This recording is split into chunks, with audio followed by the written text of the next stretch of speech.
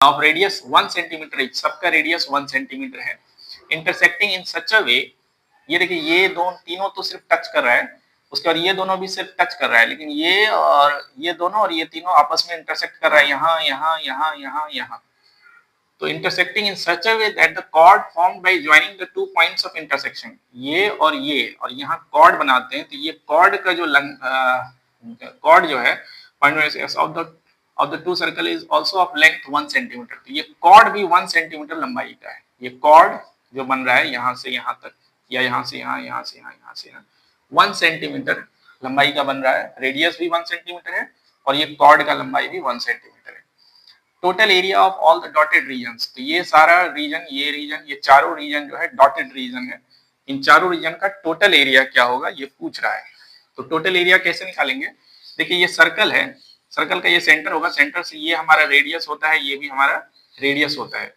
तो चूंकि ये भी 1 सेंटीमीटर है, ये भी 1 सेंटीमीटर रेडियस दिया है 1 सेंटीमीटर, और ये कॉर्ड भी 1 सेंटीमीटर है, तो ये एक इक्विलेटरल ट्रायंगल बना, यानी कि इसमें हर एंगल 60 डिग्री होगा, इक्विलेटरल ट्रायंगल है तो। और टोटल एंगल 360 होता है, तो टोटल एंगल 360 होता है और उसका ये एंगल 60 डिग्री है, यानी कि 6, तो 1/6 टाइम है। ये जो है टोटल एरिया, टोटल सर्कल के एरिया का छठा हिस्सा होगा, ये सेक्टर का एरिया, यहाँ से लेके सॉरी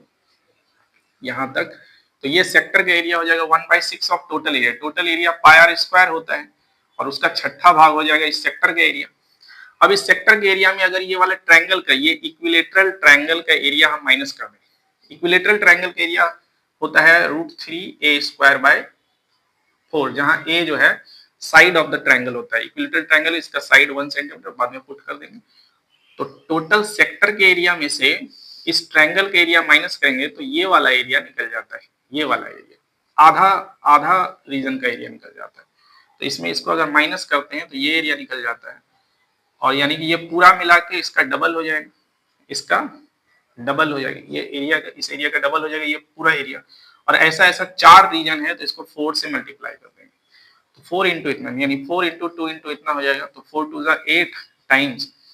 पाई आर, रेडियस इसका 1 है तो आर की जगह 1 पुट करेंगे तो 1 का स्क्वायर 1 से इंटू करेंगे वही हो जाएगा, तो पाई/6 ही हो जाएगा,